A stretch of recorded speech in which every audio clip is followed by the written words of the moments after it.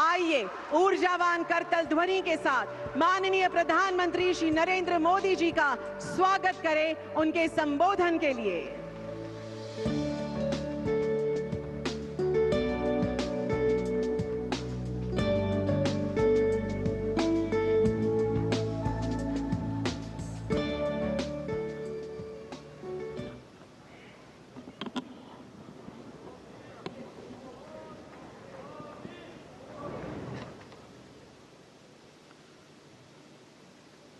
કેમ છો?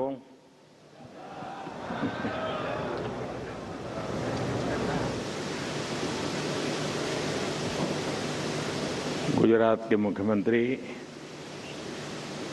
श्रीमान भूपेंद्र भाई पटेल, उप मुख्यमंत्री हर्ष संघवी, गुजरात सरकार के अन्य मंत्रीगण, सांसद और विधायकगण, एक्सेलेंसीज, उद्योग जगत के प्रतिनिधि, अन्य महानुभाव, देवी और सज्जनों, 2026 के आरंभ के बाद ये मेरा गुजरात का पहला दौरा है।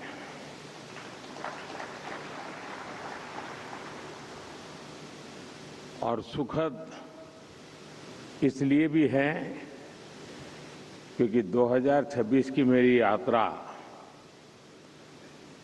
सोमनाथ दादा के चरणों में सर झुका करके हुई है।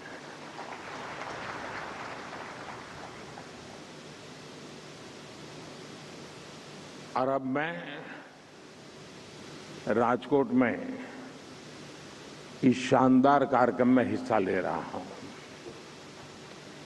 यानी विकास भी, विरासत भी, यह मंत्र हर तरफ गूंज रहा है।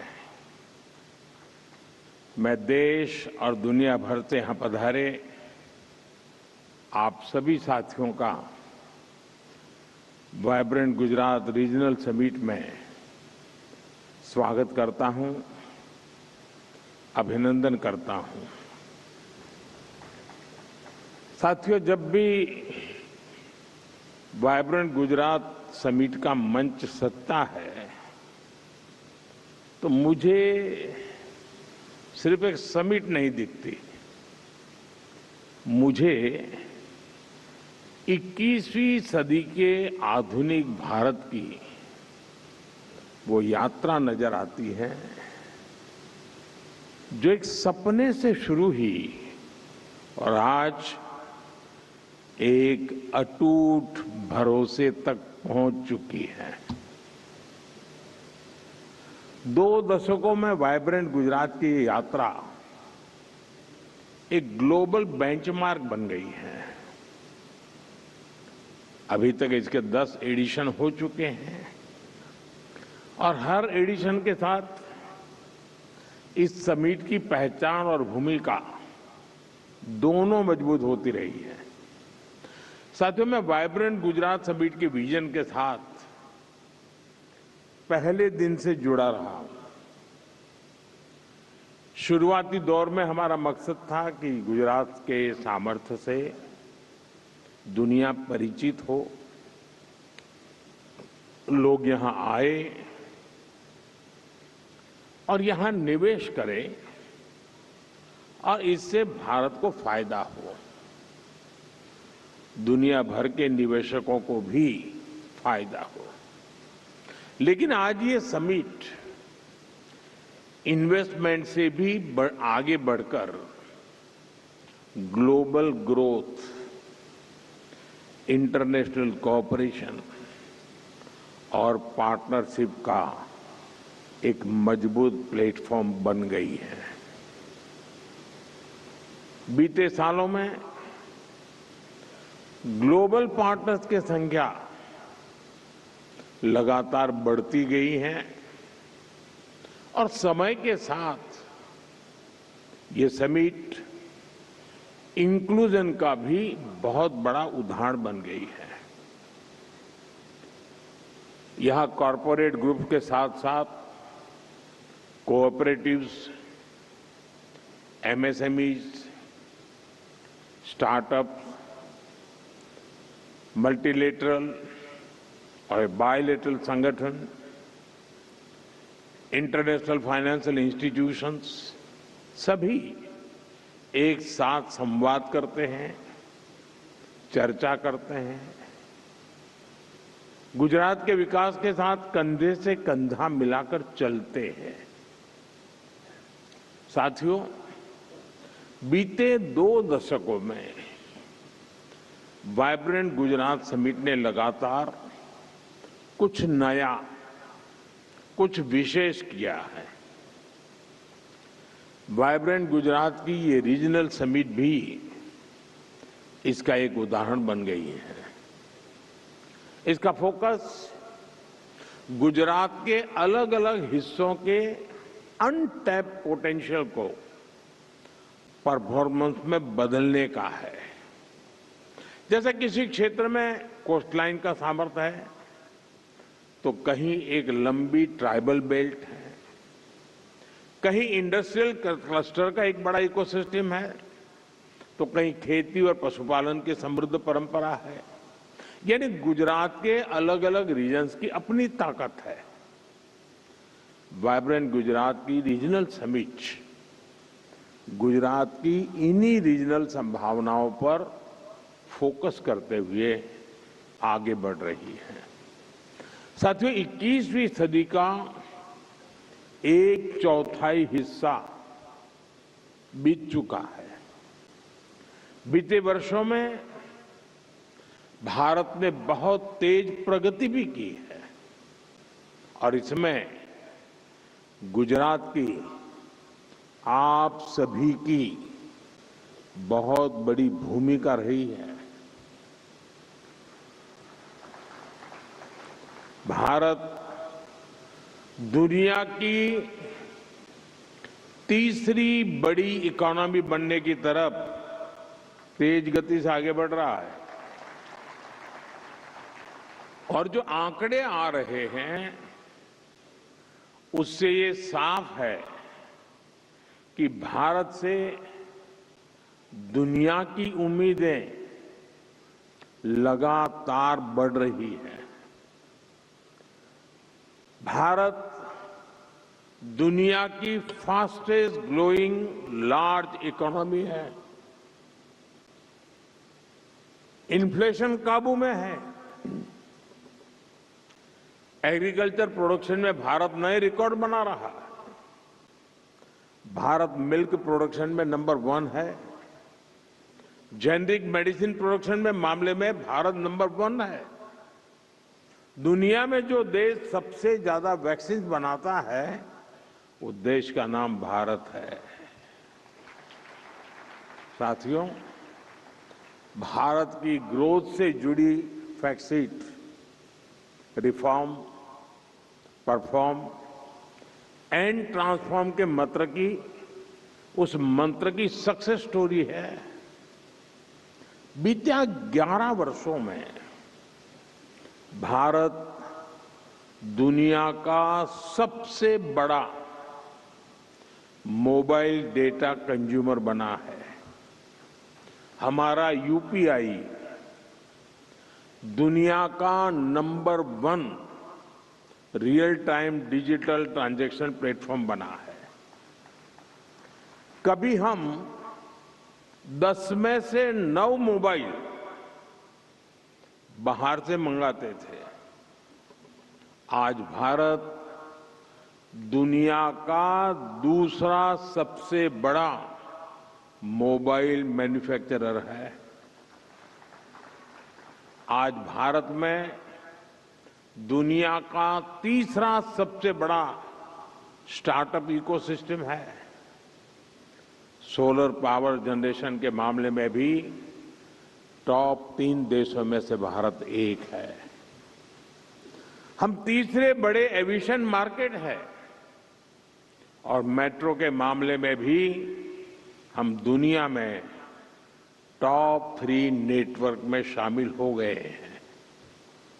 साथियों, आज हर ग्लोबल एक्सपर्ट, ग्लोबल संस्थाएं भारत को लेकर बुलिश है।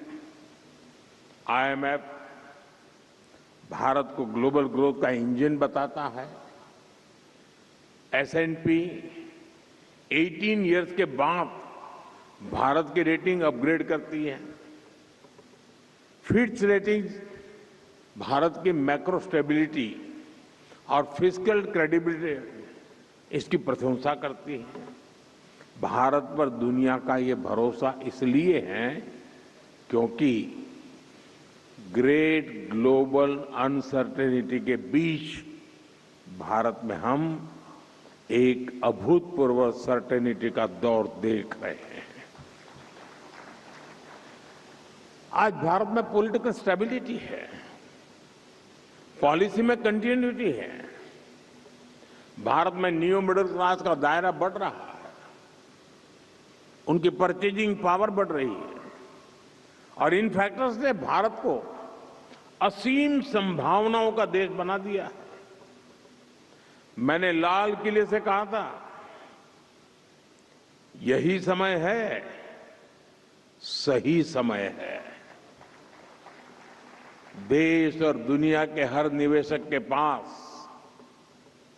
इन संभावनाओं का लाभ उठाने का यही समय है, सही समय है। और वाइब्रेंट गुजरात रीजनल समिट भी आप सभी इन्वेस्टर्स को यही संदेश दे रही है। सौराष्ट्र कच्छ में निवेश का यही समय है, सही समय है। साथियों, आप सभी जानते हैं, सौराष्ट्र और कच्छ ये गुजरात के वो क्षेत्र हैं जो हमें सिखाते हैं कि चुनौती चाहे कितनी ही बड़ी क्यों न हो, अगर ईमानदारी से, मेहनत से डटे रहा जाए तो सफलता जरूर मिलती है। ये वही कच्छ है जिसने इस सदी की शुरुआत में भीषण भूकंप झेला था। ये वही सौराष्ट्र है जहां वर्षों तक सूखा पड़ता था। पीने के पानी के लिए माताओं बहनों को कई कई किलोमीटर चलकर जाना पड़ता था। बिजली का कोई ठिकाना नहीं था। हर तरफ मुश्किलें ही मुश्किलें थी। साथियों, आज जो 20-25 साल के नौजवान हैं, उन्होंने उस दौर की सिर्फ कहानियां सुनी हैं। सच्चाई ये थी कि लोग कच्छ में, सौराष्ट्र में लंबे वक्त तक रहने के लिए तैयार नहीं होते थे। उस कालखंड में लगता था कि स्थितियां कभी भी नहीं बदलेगी, लेकिन इतिहास साक्षी है, समय बदलता है और जरूर बदलता है। सौराष्ट्र कच्छ के लोगों ने अपने परिश्रम से अपना भाग्य बदल दिया है। साथियों, आज सौराष्ट्र और कच्छ सिर्फ अवसरों का ही क्षेत्र नहीं है, बल्कि एक क्षेत्र भारत की ग्रोथ का एंकर रीजन बन चुका है। ये रीजन आत्मनिर्भर भारत अभियान को गति देने वाला बहुत बड़ा सेंटर बन रहा है। भारत को ग्लोबल मैन्युफैक्चरिंग हब बनाने में सौराष्ट्र और कच्छ की बहुत बड़ी भूमिका है और ये भूमिका मार्केट ड्रिवन है और यही बात इन्वेस्टर्स के लिए सबसे बड़ा भरोसा बनती है। यही राजकोट में ही 2.5 लाख से अधिक एमएसएमईज हैं। यहां अलग अलग इंडस्ट्रियल क्लस्टर्स में स्क्रू ड्राइवर से लेकर auto parts, machine tools, luxury car के लाइनर्स, एरोप्लेन फाइटर प्लेन और रॉकेट तक के पार्ट्स ये हमारे राजकोट में बनते हैं। यानी यह रीजन लो कॉस्ट मैन्युफैक्चरिंग से लेकर high precision, high technology manufacturing तक पूरी वैल्यू चेन को सपोर्ट करता है। और यहां का ज्वेलरी उद्योग तो अपने आप में विश्व प्रसिद्ध है। यह सेक्टर स्केल, स्किल और ग्लोबल लिंकेज तीनों का उदाहरण है। साथियों, अलंग दुनिया का सबसे बड़ा शिप ब्रेकिंग यार्ड है। दुनिया के 1/3 शिप्स यहीं पर रिसाइकल होते हैं। यह सर्कुलर इकोनॉमी में भारत की लीडरशिप का भी प्रमाण है। भारत टाइल्स के बड़े प्रोड्यूसर में से एक है। इसमें भी मोरबी जिले का योगदान बहुत बड़ा है। यहां मैन्युफैक्चरिंग कॉस्ट कॉम्पिटिटिव भी है और ये ग्लोबली बेंचमार्क भी है। और मुझे याद है, सौराष्ट्र के अखबार के लोग यहां मौजूद होंगे और मेरे बाल नोच लेते थे।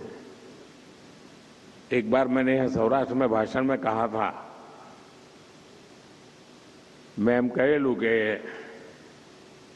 હું જોઈ શકું છું કે એક સમય એવો આવશે કે મોરબી, જામનગર અને રાજકોટ આ ત્રિકોણ મિની જાપાન બનશે। ત્યારે મારી બહુ મજાક ઉડાયેલી। આજે હું મારી આંખો સામે હકીકત જોઈ રહ્યો છું। हमें धोलेरा स्पेशल इन्वेस्टमेंट रीजन पर भी बहुत गर्व है। आज ये शहर मॉडर्न मैन्युफैक्चरिंग का बहुत बड़ा केंद्र बन रहा है। धोलेरा में भारत की पहली सेमीकंडक्टर फैब्रिकेशन फैसिलिटी तैयार हो रही है। ये रीजन फ्यूचर टेक्नोलॉजी के लिए अर्ली मूवर एडवांटेज दे रहा है। यानी आपका इन्वेस्टमेंट बढ़ाने के लिए इस क्षेत्र में जमीन पूरी तरह तैयार है। इंफ्रास्ट्रक्चर रेडी है, पॉलिसी प्रेडिक्टेबल है और विजन लॉन्ग टर्म है।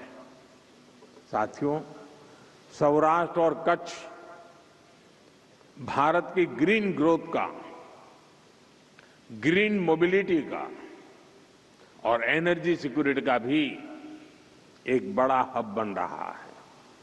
कच्छ में 30 गीगावाट कैपेसिटी का रिन्यूएबल एनर्जी पार्क बन रहा है। ये दुनिया का सबसे बड़ा हाइब्रिड एनर्जी पार्क होगा। आप कल्पना कर सकते हैं, यह पार्क पेरिस सिटी से भी 5 गुना बड़ा है। यानी इस क्षेत्र में क्लीन एनर्जी एक कमिटमेंट के साथ साथ कॉमर्शियल स्केल रियलिटी भी है। आप सभी ग्रीन हाइड्रोजन के पोटेंशियल से परिचित हैं। भारत में इस दिशा में अभूतपूर्व स्पीड और स्केल पर काम चल रहा है। यहां कच्छ और जामनगर ग्रीन हाइड्रोजन प्रोडक्शन के बड़े केंद्र बन रहे हैं। कच्छ में एक विशाल battery energy storage system BESS भी स्थापित किया जा रहा है।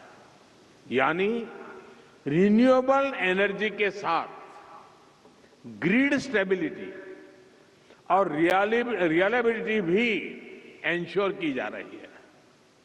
साथियों, कच्छ और सौराष्ट्र का एक और बहुत बड़ा सामर्थ्य है, यह रीजन भारत के वर्ल्ड क्लास पोर्ट से लेस है। भारत के एक्सपोर्ट का बहुत बड़ा हिस्सा यहीं से गुजरता है। पीपावाव और मुंद्रा जैसे पोर्ट्स भारत के ऑटोमोबाइल एक्सपोर्ट्स के मेजर हब बन चुके हैं। पिछले वर्ष गुजरात के पोर्ट से करीब 1.25 लाख व्हीकल्स एक्सपोर्ट हुए हैं। लॉजिस्टिक्स ही नहीं, यहां पोर्ट लेड डेवलपमेंट के हर एस्पेक्ट में इन्वेस्टमेंट की अनंत संभावनाएं हैं। इसके साथ ही गुजरात सरकार फिशरीज सेक्टर को भी विशेष प्राथमिकता दे रही है। फिशरीज इंफ्रास्ट्रक्चर पर यहां बड़े पैमाने पर काम हुआ है। सी फूड प्रोसेसिंग से जुड़े इन्वेस्टर्स के लिए यह स्ट्रांग इकोसिस्टम तैयार है। साथियों, इंफ्रास्ट्रक्चर के साथ साथ इंडस्ट्री रेडी वर्कफोर्स आज सबसे बड़ी आवश्यकता है और गुजरात इस मोर्चे पर इन्वेस्टर्स को पूरी सर्टेनिटी देता है। यहां एजुकेशन और स्किल डेवलपमेंट का इंटरनेशनल इकोसिस्टम मौजूद है। गुजरात सरकार की Kaushal skill university future ready skill में युवाओं को तैयार कर रही है। ये ऑस्ट्रेलिया और सिंगापुर की यूनिवर्सिटी के साथ कोलैबोरेशन में काम कर रही है। नेशनल डिफेंस यूनिवर्सिटी भारत की पहली नेशनल लेवल डिफेंस यूनिवर्सिटी है। Gati Shakti university road, railway, airway, waterways और लॉजिस्टिक्स हर सेक्टर के लिए स्किल्ड मैन पावर तैयार कर रही है। यानी इन्वेस्टमेंट के साथ साथ यहां टैलेंट पाइपलाइन भी एश्योर्ड है। आज ढेर सारी फॉरेन यूनिवर्सिटीज भारत में नए नए अवसर देख रही हैं और गुजरात उनके लिए प्रिफर्ड डेस्टिनेशन बन रहा है। गुजरात में ऑस्ट्रेलिया की 2 प्रमुख यूनिवर्सिटीज अपने कैंपस शुरू कर चुकी है। आने वाले समय में ये संख्या और बढ़ने वाली। साथियों, गुजरात में नेचर भी है, एडवेंचर भी है, कल्चर भी है और हेरिटेज तो है ही है। यानी टूरिज्म का जो अनुभव चाहिए वो यहां मिलेगा। लोथल भारत की 4,500 साल पुरानी समुद्री विरासत का प्रतीक है। यहां दुनिया का सबसे प्राचीन मानव निर्मित डॉकयार्ड मिला है। यहां नेशनल मैरीटाइम हेरिटेज कॉम्प्लेक्स तैयार हो रहा है। कच्छ में आजकल रण उत्सव का आयोजन भी हो रहा है। यहां की टेंट सिटी में रुकना एक अलग अनुभव होता है। साथियों, जो जंगलों का, वाइल्ड लाइफ का शौकीन है उसके लिए गिर फॉरेस्ट में एशियाटिक लायन के दर्शन से बेहतर भला क्या अनुभव हो सकता है। यहां हर वर्ष 9 लाख से अधिक पर्यटक आते हैं। जिसे समंदर का साथ अच्छा लगता है उनके लिए शिवराजपुर बीच है जो ब्लू फ्लैग सर्टिफाइड है। इसके अलावा मांडवी, सोमनाथ, द्वारका में भी बीच टूरिज्म के लिए अनेक संभावना है। यहां पासी में दीव भी है। दीव भी वाटर स्पोर्ट्स का, बीच गेम्स का बेहतरीन डेस्टिनेशन बन रहा है। यानी आप इन्वेस्टर्स के लिए सामर्थ्य से, संभावनाओं से भरा ये पूरा क्षेत्र है। आप जरूर इसका पूरा लाभ उठाइए। और मैं बहुत पहले से कहता आया हूं, अगर आप देरी करें तो मुझे दोष मत देना। सौराष्ट्र कच्छ में आपका हर निवेश गुजरात के विकास को गति देगा, देश के विकास को गति देगा।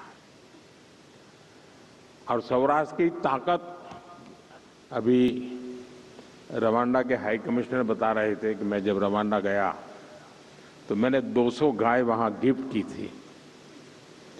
ये 200 गाय हमारी गिर गाय थी।